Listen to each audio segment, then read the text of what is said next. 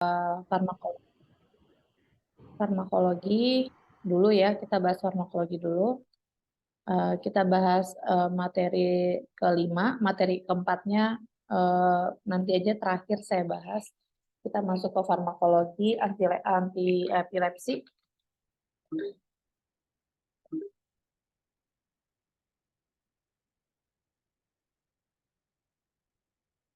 Nah, untuk anti epilepsi ini pengertiannya yaitu gangguan saraf pusat ya yang ditandai dengan terjadinya bangkitan atau kejang, seizure, fit attack gitu ya yang bersifat spontan. Dia sifatnya spontan gejalanya dan uh, kejadian kejang ini terjadi berulang atau dia kambuhan gitu ya. Nah, kalau bahasa kita namanya kejang, dia di manifestasi klinik dari aktivitas neuron yang berlebih di dalam korteks cerebralnya. Manifestasi klinik kejang sangat bervariasi tergantung dari daerah otak atau fungsional yang terlibatnya.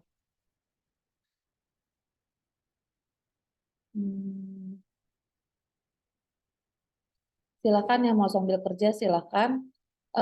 Karena absensi saya hanya foto dari yang hadir saja gitu ya.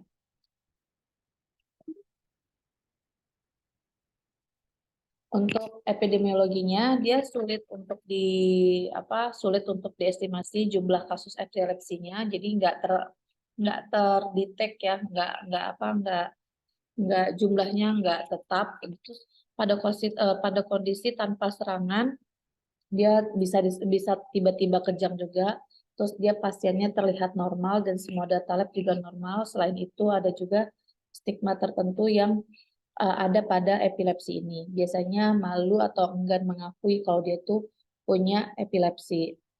Insiden paling tinggi pada usia 20 tahun pertama, terus dia akan menurun sampai usia 50 tahun dan meningkat lagi setelah terkait dengan kemungkinan terjadinya penyakit cerebrovaskular.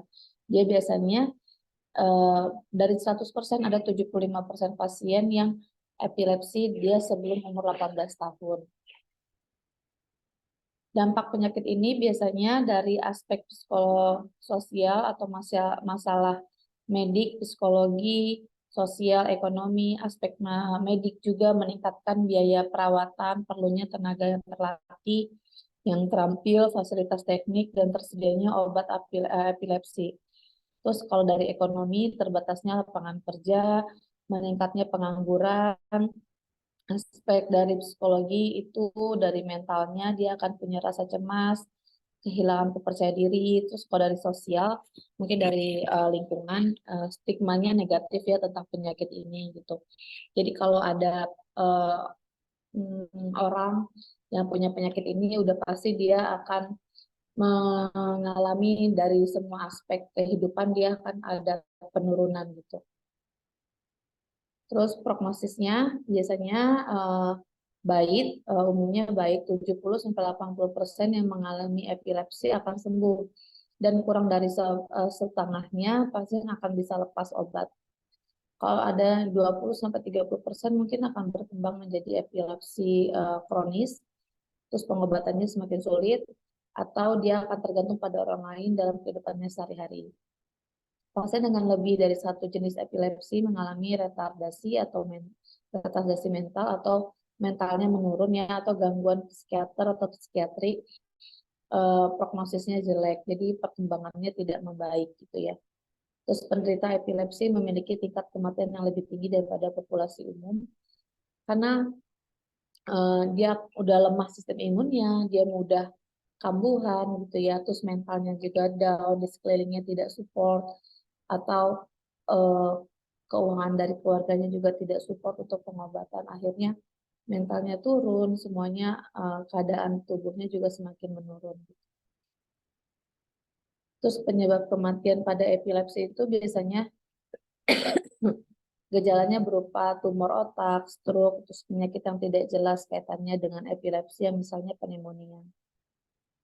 Akibat langsung dari epilepsi atau status epileptikus, kecelakaan sebagai akibat bangkitan epilepsi, dan sudden unexpected, jadi keadaan meninggal yang tidak diduga. Gitu. Etiologinya dia bisa disebabkan oleh aktivitas saraf abnormal, proses patologinya yang mempengaruhi otak. Terus gangguan biokimia atau metabolik dari lesi mikroskopik di otak. Atau dia ada trauma pada otaknya pada saat lahir atau cedera lain. Kalau pada bayi, penyebab paling sering adalah afiksi atau hipoaksi waktu lahir, trauma intracranial waktu lahir, gangguan metabolik, malformasi kongenital pada otak atau infeksi. Kalau pada anak-anak pada remaja biasanya pada idiopatik, itu di kisaran 5-6 tahun disebabkan nadi febrile. Kalau dewasa, penyebab lebih variasi idiopatik karena bertrauma atau trauma saat lahir, cedera kepala, atau tumor otak. Biasanya epilepsi ini kan epilepsi bawaan ya. Ada juga epilepsi yang memang di dialami karena panas suhu tubuh yang cukup tinggi. Namanya bukan epilepsi tapi lebih ke kejang ya. Jadi nggak nyampe epilepsi mungkin tapi kejang karena panas yang di atas 40 derajat anak itu kejang gitu. Patogenesnya kejang disebabkan karena adanya ketidakseimbangan antara pengaruh inhibisi atau eksitatori pada otak. Ketidakseimbangan itu bisa terjadi karena kurangnya transmisi inhibitor. Contohnya setelah pemberian antagonis GABA atau selama penghentian pemberian agonis GABA. Biasanya obat yang diberikan adalah benzodiazepin. Meningkatnya aksi eksitatori atau meningkatnya asam glutamat atau aspartat. Diagnosis biasanya mengalami serangan kejang yang berulang. Untuk menentukan jenis epilepsinya, selain diagnosis diperlukan juga berbagai alat diagnostiknya. Biasanya EEG, CT scan untuk CT scan otak, MRI, lain-lainnya. Klasifikasi epilepsi berdasarkan tanda klinik dan data EEG-nya, kejang dibagi menjadi kejang umum. Dia itu dikaitkan dengan aktivitas yang terjadi pada kedua hemisfere otak atau bersama-sama, atau kejang parsial jika dimulai dari daerah tertentu dari otak. Kejang umum biasanya terbagi atas tonic-clonic convulsion atau grand mal merupakan bentuk paling banyak terjadi. Pasien tiba-tiba jatuh, kejang, nafas terengah-engah, keluar air liur, bisa terjadi cyanosis atau ngompol atau menggigit lidah. Terjadi beberapa menit, kemudian diikuti lemah, kebingungan, sakit kepala, atau tidur. Absence attack atau petilmon jenis yang jarang sih, umumnya hanya terjadi pada masa anak-anak atau awal remaja. Penderita tiba-tiba melotot atau matanya berkedip-kedip dengan kepala terkulai. Kejadiannya cuma beberapa detik, bahkan sering tidak disadari. Atau myoclonic seizure biasanya terjadi pada pagi hari setelah bangun tidur. Pasien mengalami sentakan yang tiba-tiba, jenis yang sama tapi non-epileptik, bisa terjadi pada pasien normal. Atonic seizure jarang terjadi, pasien tiba-tiba kehilangan kekuatan otot, jatuh tanpa bisa segera recover. Nah, kalau pada anak-anak yang demam ya biasanya, ini pernah saya lihat, jadi kalau anak itu atau balita itu atau balita gitu ya, demamnya jangan kalau di atas 40 itu kan anak itu jadi kejang. Step ya, kalau bahasanya dia step, dia kejang. Nah, kalau itu dibiarkan, misalkan pertama, kedua mungkin tidak peka atau tidak ngeh anaknya panas tinggi, atau dia kan panas itu munculnya di malam hari ya. Tiba-tiba kejang, terus sehat, atau memang sudah berulang kali panas di atas 40, tapi masih dalam keadaan normal, itu nanti dia akan tumbuh dengan yang lemah otaknya gitu, wajahnya seperti orang bingung gitu. Ada juga yang sampai dia seperti mohon maaf seperti anak autis, karena kejang itu kan serangan panas yang tinggi. Ini kalau pada anak-anaknya ini hampir mirip dengan ini, untuk kejang yang terlalu tinggi, terlalu tinggi dan terlalu sering terjadi kejang di saat suhu tubuh yang tinggi itu, anak itu akan tumbuh ya seperti anak yang autis, itu lemah badannya, atau anak itu normal tapi otaknya lemah gitu. Jadi kayak kurang fokus, anak itu kurang fokus, lemah aja tubuhnya, nggak segar bugar gitu, dari wajahnya juga sudah terlihat dia itu lemah. Itu ada beberapa yang saya lihat itu ada efeknya atau mereka mengalami anak itu demam tinggi dan sempat kejang gitu ya. Ini ada beberapa, 2 anak di dekat rumah saya juga seperti itu. Karena anaknya kejang di malam hari dan orang tuanya tidak tahu menahu gitu, anak itu tiba-tiba sudah kejang gitu ya. Nah, kejang parsial itu terbagi dari 2, simple partial seizures, pasien tidak kehilangan kesadaran, tapi sentak-sentakan pada bagian tertentu dari tubuh. Kompleks partial seizure, pasien melakukan gerakan-gerakan tidak terkendali atau gerakan mengunyah, meringis, dan lain-lain tanpa sadar. Sasaran terapi mengontrol supaya tidak terjadi kejang dan meminimalisir efek dari obat itu ya. Terus strategi terapinya mencegah atau menurunkan lepasnya muatan listrik saraf yang berlebih melalui perubahan pada kanal ion atau mengatur ketersediaan neurotransmitter. Prinsip terapi epilepsi itu monoterapi lebih baik, dia lebih bisa mengurangi potensi efek dari obat, terus meningkatkan kepatuhan pasien, terus tidak terbukti bahwa politerapi lebih baik dari monoterapi. Biasanya politerapi itu kurang efektif karena interaksi antar obat justru akan mengganggu efektivitas dan akumulasi efek samping dari politerapi itu. Terus hindari atau meminimalkan penggunaan antiepilepsi sedatif. Dia biasanya mengganggu efek dari inteligensia atau memori, terus kemampuan motoriknya juga bisa menetap selama pengobatan kita supaya tidak menurun ya kemampuan motoriknya gitu. Jika mungkin mulai terapi dengan 1 epilepsi non sedatif aja, terus kalau gagal diberi yang sedatif atau politerapi. Terus berikan terapi sesuai dengan jenis epilepsinya. Memperhatikan resiko dan benefit dari rasio terapi tersebut. Penggunaan obat harus sehemat mungkin agar dapat uh, apa sedapat mungkin dalam jangka waktu yang pendek gitu ya. Terus mulai dosis terkecil dan dapat ditingkatkan sesuai dengan kondisi klinisi anak atau si pasien ini, terutama kepatuhan pasien. Ada variasi individual terhadap respon obat antiepilepsi, perlu pemantauan ketat dan penyesuaian dosis. Jika suatu obat gagal mencapai terapi yang diharapkan, pelan-pelan diberhentikan dan diganti dengan obat lain. Yang pasti jangan politerapi, tetap monoterapi aja. Lalu lakukan monitoring kadar obat dalam darah. Jika mungkin lakukan penyesuaian dosis dengan melihat juga kondisi klinis pasien.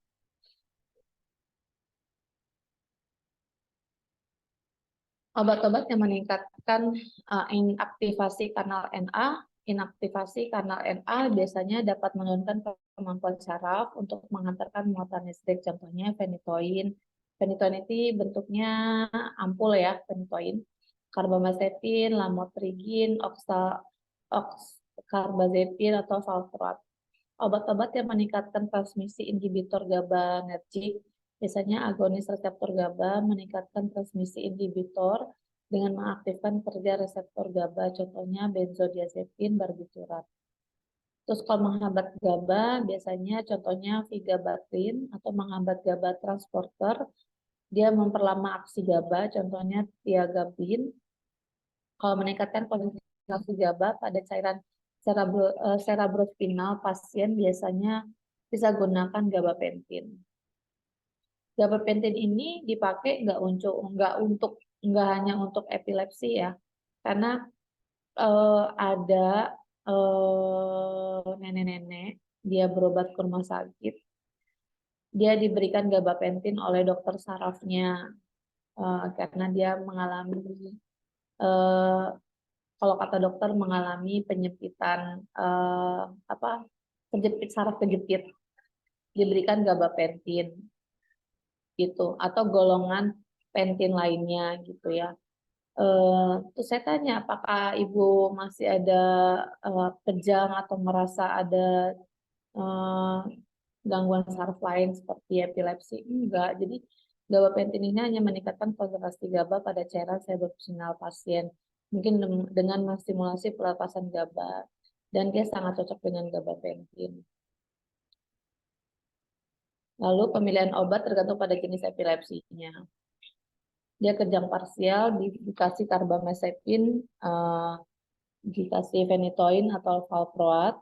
Terus kalau dia ada kejang umumnya atau ada apa tonik-kloniknya atau absensnya, mikronik atau ini macam-macam kejang umumnya ya. Ini kejang parsial, kejang umum. Ini kejang khusus, ini kejang umumnya.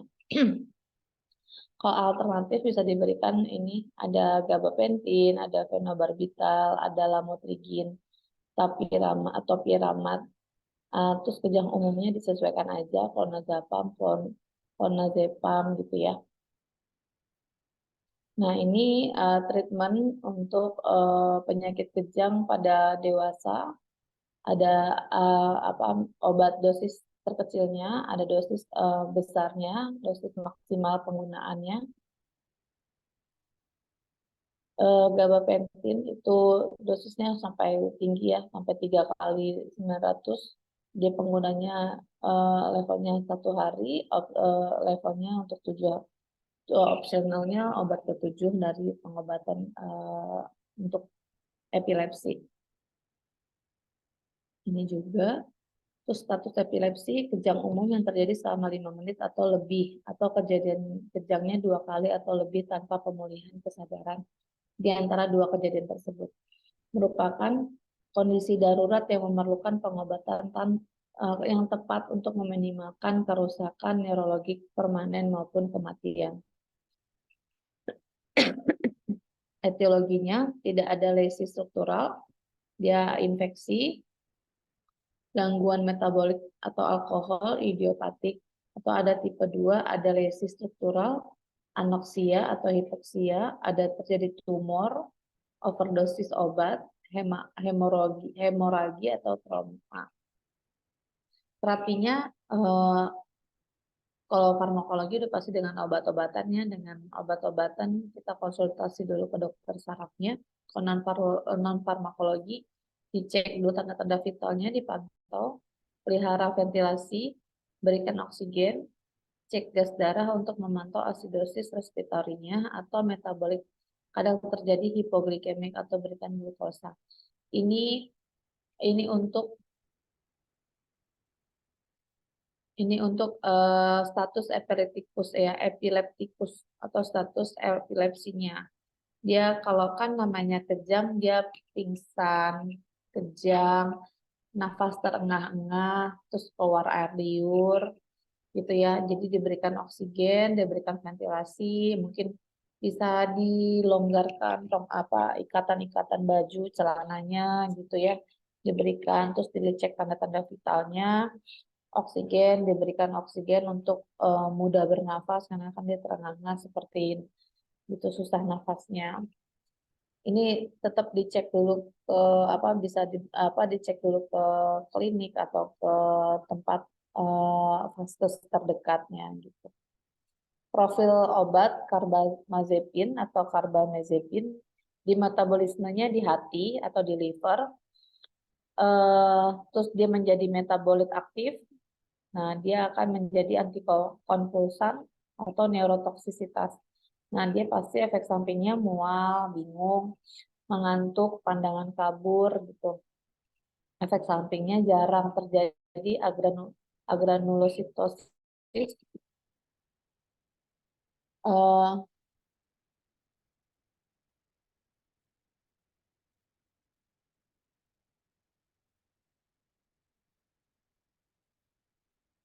Serum meningkat linier dengan dosis beda dengan phenytoin.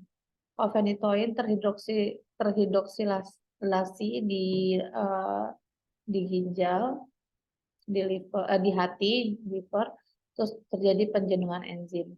Kecepatan metabolisme bervariasi antara individu, lalu diperlukan sampai 20 hari untuk mencapai kadar level stabil sesudah perubahan dosis. Sehingga perlu dicegah agar dosis itu tidak meningkat secara gradual atau secara cepat. Sehingga tidak terjadi atau sampai terjadi tanda gangguan cerebral atau nixtamus ataksia. Dia perlu dimonitoring konsumsi serum secara ketat karena dapat meningkatkan dosis kecil menghasilkan tingginya dosis kecil menghasilkan kadar toksik obat dalam serum. Efek lainnya hipertrofi gusi, jerawat, kulit berlemak, gambaran muka lebih kasar. Gitu. Lamotrigin dapat digunakan dalam bentuk tunggal seperti phenytoin dengan efek samping yang lebih kecil. Efek samping pandangan kabur, bingung, mengantuk. Reaksinya kulit serius, terutama pada anak kecil.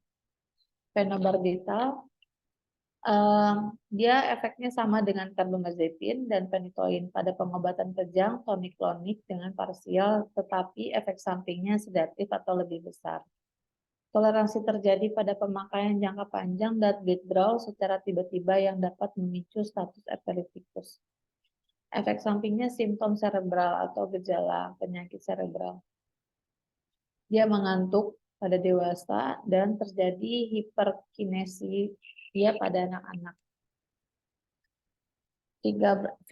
Vigabatrin atau gabapentin topiramat digunakan sebagai add-on atau pilihan utama pada penderita epilepsi yang tidak tercapai efek bagi obat-obat anti-epilepsi lainnya. Vigabatrin ini sedikit atau jarang digunakan karena dapat mengurangi daerah pandang sampai sepertiga pasien. Gabapentin ini cukup disukai ya, tadi saya bilang juga digunakan untuk pengobatan nyeri neuropatik yang kurang berespon terhadap analgetik konvensional. Ini valproat itu keuntungannya resiko sedatifnya kecil, spektrum aktivitasnya luas, efek sampingnya mual, peningkatan berat badan, pendarahan, dan rambut rontok relatif kecil. Kerugian utamanya kadang-kadang responnya idiosinkratik menyebabkan toksisitas hepatik parah atau fatal. Bersifat sedatif dan toleransi kuat di mana terjadi pada pemberian oral yang lama.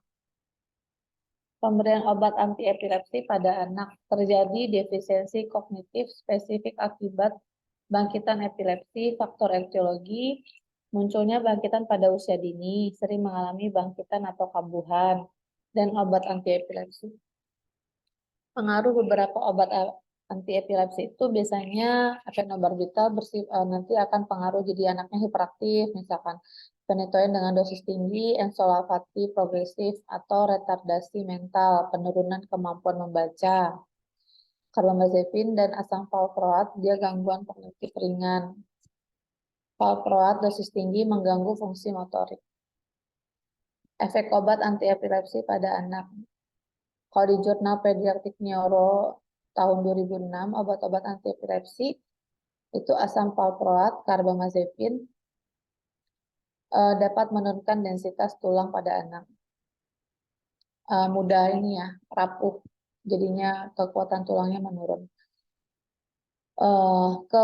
Kepadatan tulangnya juga berkurang gitu ya. Perlu monitoring pemakaian jangka panjang pada anak, di samping perlu dipertimbangkan pemberian suplemen untuk tulang. Tata laksana epilepsi pada usia lansia perlu pertimbangan karena biasanya lansia punya penyakit lain ya atau penyerta lain. Entah itu diabetes, entah itu hipertensi, entah itu kolesterol, entah itu apapun itu penyakit lansia ya. Dia akan jatuhnya akan polifarmasi atau penggunaan obat yang banyak ya sehingga akan menyebabkan interaksi obat. Perubahan fisiologi tubuh atau absorpsi obat, ikatan protein, metabolisme dan eliminasi obat. Karena dengan tubuh yang sudah tua, absorpsi obatnya juga akan menurun. Tubuh itu untuk mengikat protein atau itu juga akan menurun. Metabolismenya juga udah pasti menurun, sehingga eliminasi obatnya akan jauh lebih lama. Itu kalau pada fisiologi pada lansia. Ya, prinsip terapi dosis tunggal atau 2 kali sehari, tidak ada efek samping atau minimal tidak ada interaksi obat. Atau minimal lagi ikatan proteinnya rendah, farmakokinetiknya linear, tidak berpotensi reaksi alergi ya pada si pasien ini. Jadi harapannya karena dia sudah lansia, sudah pasti akan mudah terjadi polifarmasi. Udah gitu lansia itu minum obatnya juga nggak teratur, nggak bisa kalau nggak diliatin, dia akan lupa ya. Terus lansia itu malas minum obat berkali-kali atau dia mudah lupa saking sudah seringnya minum obat. Kayaknya saya udah minum obat padahal dia belum. Dan lansia itu terutama adalah ngeyel ya. Dia merasa pengobatan non farmakologi aja gitu. Nggak mau obat, susah minum obat. Jadi disarankan untuk terapi obat apapun, termasuk epilepsi itu dosis tunggal atau minumnya hanya sekali sehari. Yang pagi-pagi aja. Atau 2 kali sehari di waktu yang sama terus-menerus sehingga dia akan terbiasa. Jadi kalau udah lansia dia nggak bisa lagi minum yang 3 kali sehari, itu sudah nggak bisa. 2 kali sehari pun sepertinya cukup sulit ya. Cukup sulit untuk pemantauan di rumah. Dia harus ditungguin, harus diunyiin deh sama sama keluarga yang memang telaten dalam minum obat. Pertimbangan pemakaian obat epilepsi pada wanita, dia ada estrogen, dia kerjanya menghambat reseptor GABA atau mempotensial aktivitas glutaminergic. Progesteronnya terus efeknya berlawanan dengan estrogen dan mempotensikan aktivitas reseptor GABA dan mengurangi ke neural discharge. Obat-obat antiepilepsi, terutama inducer enzim metabolik hepatik, juga pengaruh hormon dengan peningkatan metabolik hormon steroid dan menginduksi produksi hormon. Dia hormon seks ya, terkait globulin sehingga menyebabkan penurunan fraksi hormon steroid yang tak terikat atau unbound, mengurangi efikasi hormon. Contohnya aplikasi klinis obat-obat antiepilepsi golongan enzim atau inducer misal topiramat menyebabkan kegagalan oral kontrasepsi pada wanita. Sehingga perlu dosis oral kontrasepsi yang tinggi, yaitu lebih dari 50 mikrogram. Sedangkan valproat, benzo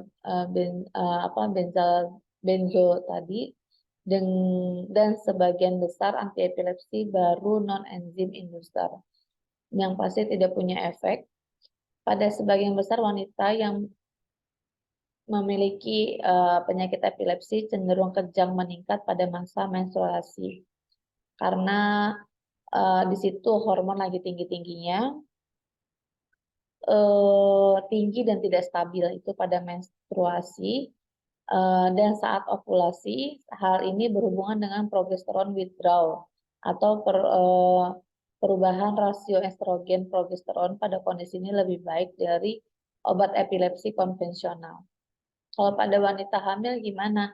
Dia biasanya kejang maternal itu ada sekitar 30% penderita atau komplikasi kehamilan. Efek sampingnya pada fetus meliputi penyakit atau obat antiepilepsi. Kejang maternal ini akibat efek langsung dari penyakit ini dan penurunan konsentrasi obat epilepsi dalam serum terkait dengan peningkatan clearance obat protein binding disposisi obat pada kehamilan. Pengertian obat epilepsi itu tergantung dari jenis bangkitannya atau kambuhannya, atau dia dilihat dari prognosisnya. Kalau jenis bangkitannya untuk memperkirakan tingkat kekambuhannya, misalnya epilepsi absent atau petil mal, tingkat kekambuhannya rendah, maka dia bisa dikurangi dengan bertahap obat-obat epilepsinya. Kalau kambuhannya atau bangkitannya semakin tinggi, maka tidak bisa, maka harus dilanjutkan obat epilepsinya atau ditambah satu jenis lagi. Jadi penggunaannya lebih dari satu jenis obat untuk yang kambuhan atau bangkitnya lebih sering. Jika terapi farmakologi gagal, bagaimana? Terus perlu dipertimbangkan terapi operatif atau terapi pada epilepsi refraktor atau kambuhan. Yang paling aman dan efektif adalah reseksi lobus temporal bagian anterior jenis yang lain atau lebih kurang 70-80% penderita yang mengalami operasi terbebas dari bangkitan, walaupun beberapa di antaranya harus tetap minum obat. Terima kasih. Kita masuk ke materi. Dulu.